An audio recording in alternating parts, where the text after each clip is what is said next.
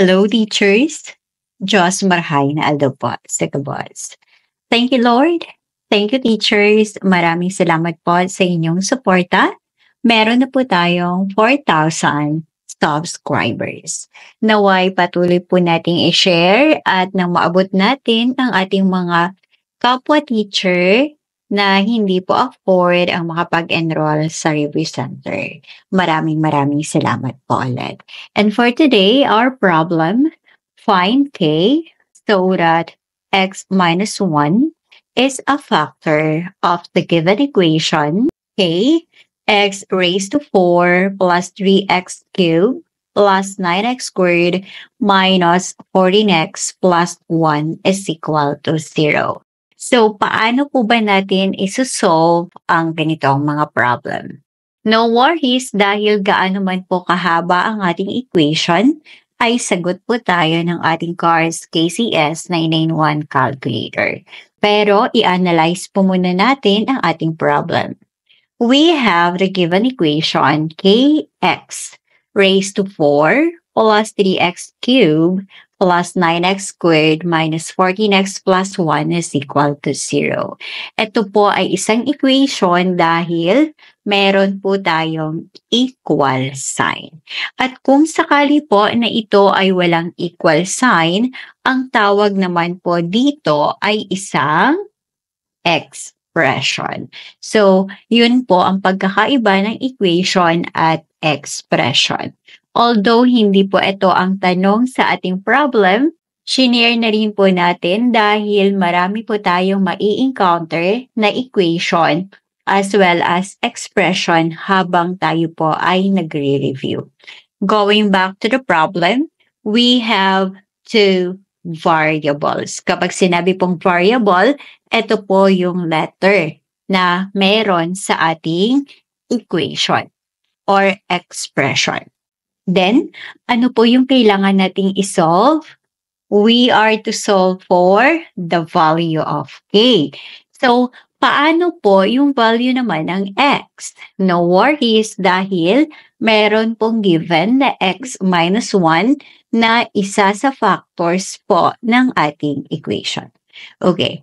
So, ito pong factor na x minus 1 ay i-equate po natin sa 0 para ma-solve po natin yung value ng x.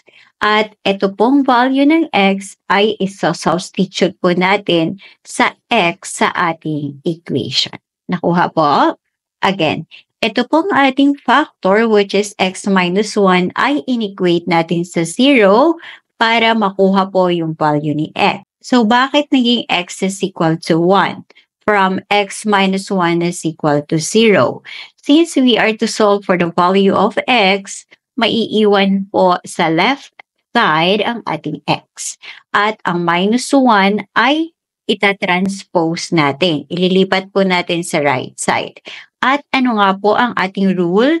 Kapag tumawid po tayo ng equal sign, ang ating sign convention ay yes po, magpapalit po tayo. So, from negative 1 sa left side, pagdating sa right side ay magiging positive 1.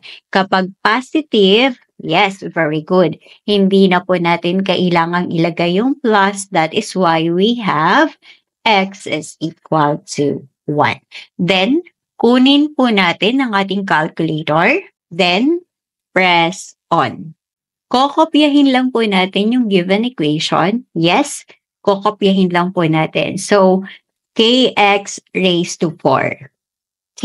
Paano po natin i-input si k? Unfortunately, wala pong k sa ating calculator. So, any letter will do, maliban po kay x, dahil meron po tayong x variable sa ating equation. Okay? So, let's use c instead of k.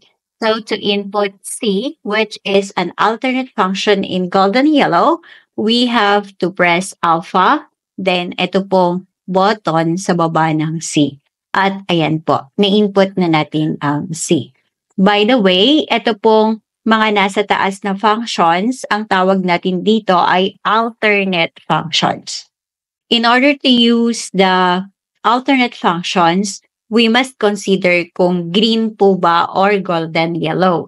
Kapag green, kailangan po nating i-input or kailangan po muna nating i-press ang shift, then yung kanyang button sa baba para ma-activate yung alternate function in green. Kapag golden yellow naman, we have to press alpha, then yung button sa baba ng ating function, tsaka po natin magagamit yung alternate function in golden yellow. Okay, so going back, x raised to 4. Alpha, ito po, na close parenthesis, we have x. And for the exponent, ito po yung exponent natin, then press 4. Press arrow right para bumaba yung cursor, then press plus. We have 3x. Ito po yung cube natin in green, so we have to press shift, then x squared, ayun na po yung cube. Okay? Then plus, we have 9x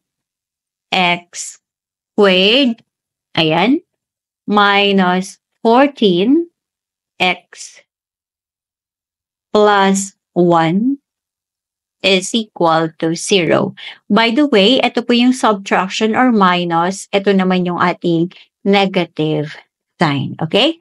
Then, ano po yung sinabi natin? Meron po tayong dalawang variables. Kapag meron tayong 2 variables or more, we have to input comma followed by kung anong variable po yung kailangan nating isolve. For our problem, we are to solve for C. Okay?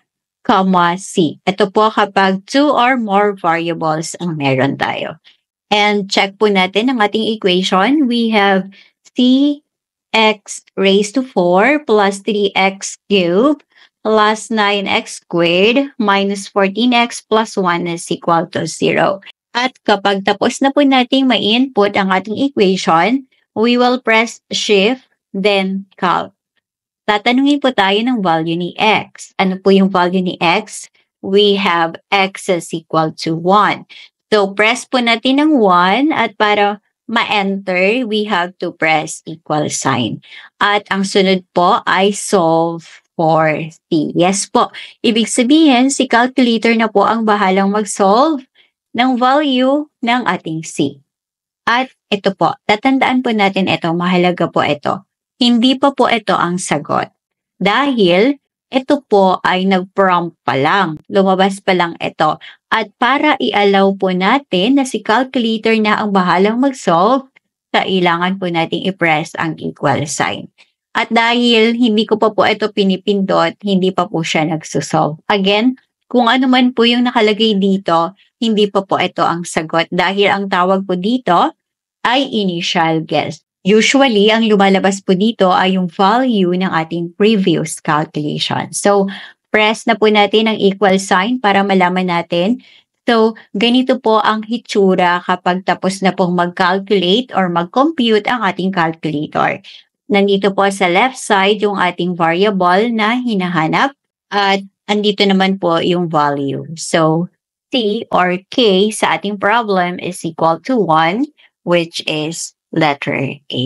O diba po, sagot na po tayo ng ating calculator. All we have to do is to ensure na ang ating ini-input na equation ay correct. Nang sa ganon, ay correct din po yung ibibigay na sagot ng ating calculator.